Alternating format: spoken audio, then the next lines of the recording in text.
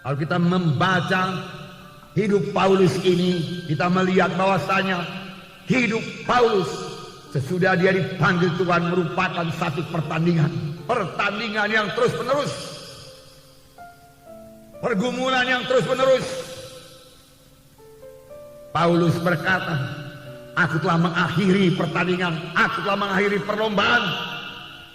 Dan tentunya Paulus membuangkan semua beban-beban berat. Tentunya Paulus membuangkan semua pikulan-pikulan berat. Tentunya Paulus membuangkan dosa-dosa yang bisa menjerat dia, sehingga dia bisa berlari dengan cepat dalam perlombaan yang diwajibkan bagi Paulus, juga diwajibkan bagi kita semua. Amin. Ya, firman Tuhan berkata, jikalau kita mau mengikut Yesus, kita harus menyangkal diri kita dan mengangkat salib setiap hari. Inilah perlombaan, mengalahkan kehendak daging, mengalahkan hawa nafsu, dan berjalan dalam Roh Kudus. Paulus berkata dalam 1 Korintus 9 ayat 27, kesaksian Paulus, dia terus menyangkal dirinya, karena dia berkata, aku masih bisa terbuang, tetapi aku melatih tubuhku dan menguasainya seluruhnya, supaya sesudah memberitakan Injil kepada orang lain, jangan aku sendiri ditolak. Jangan aku sendiri ditolak, sudah aku memberitakan Injil kepada orang lain. Rupanya sesudah kita memberitakan Injil kepada orang lain, tetapi sesudah itu, hari-hari berikutnya, tahun-tahun berikutnya dari akhir hidup kita ini, kita pakai hidup dalam kehendak daging, maka Tuhan akan menolak kita. Paulus tidak mau hal itu terjadi kepadanya. Oleh sebab itu dia berkata, aku melatih tubuhku tunduk kepada Roh Kudus, dan aku menguasainya sepenuhnya. Kehendak dagingku tidak menguasai aku. Aku dan kuasa Roh Kudus menguasai kehendak dagingku, menguasai hawa nafsuku, menguasai kemarahanku, menguasai kemalasanku. Jika aku boleh berlari-lari dalam panggilan Tuhan dalam hidupku dan sampai kepada maksud Tuhan. Inilah hidup Paulus yang penuh penyangkalan diri, yang berhasil. Itulah dia hidup Paulus yang perlu kita teladani. Dan kita juga berhasil padaku. Bagaimana Paulus? Tidak ada yang mustahil, karena Roh Kudus yang ada pada Paulus adalah Roh Kudus yang ada pada kita sekarang ini. Amin, saudara. Mari kita teladani hidup Paulus ini. Mari kita teladani hidup Paulus. Amin. Haleluya. Mari kita membaca dalam Kisah Para Rasul 20 ayat 17 sampai 31. Inilah hidup Paulus, inilah hidup pelayanan Paulus. Pertama sekali dia katakan, dengan segala rendah hati aku melayani Tuhan. Dalam pelayanan itu aku banyak mencucurkan air mata, banyak mengalami pencobaan dari orang Yahudi yang mau membunuh aku. Paulus banyak mencucurkan air mata. Dan juga dikatakan Paulus melayani dengan segala kerendahan hati. Paulus rendah hati.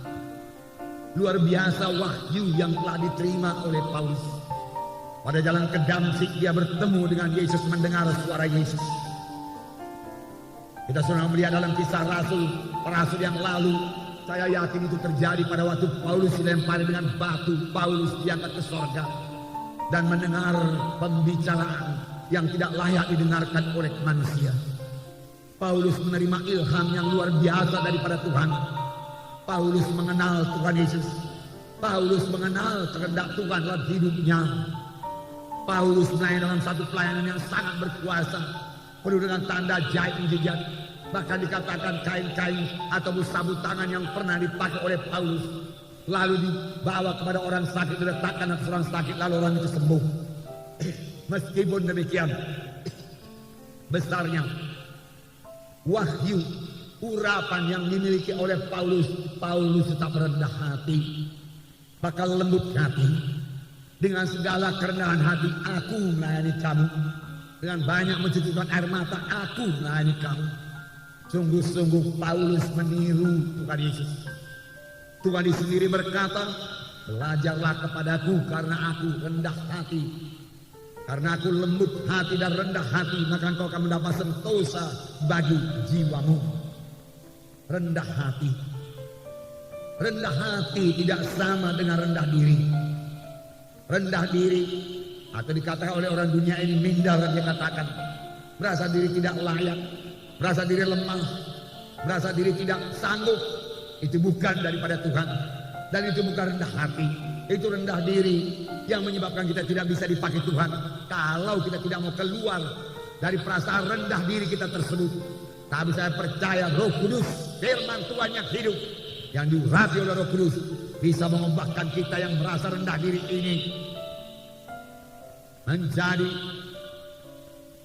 orang yang bisa dipakai Tuhan, menjadi orang yang memiliki semangat yang menyala-nyala, menjadi orang yang memiliki visi yang baru, mengenal keadaannya yang baru dalam Tuhan, bahwasanya Tuhan telah memberikan pada satu hidup yang baru, hidup yang berkemenangan, hidup yang berhasil, bahwasanya dalam Tuhan dia akan menjadi orang yang berhasil. Amin. Oleh sebab itu buang semua perasaan rendah diri saudara, karena di dalam Tuhan Yesus adalah satu kejadian yang baru. Perkara lama lenyap, termasuk perasaan rendah diri, perasaan tidak berharga, perasaan lemah-lemah, perasaan pelimplang, dibuangkan oleh Roh Kudus dan terima satu kejadian baru daripada Tuhan yang membuat saudara hidup berkemenangan dalam dunia ini dan boleh mengerjakan pekerjaan Tuhan. Amin. Puji Tuhan, Roh Kudus mau mengubahkan kita, saudaraku.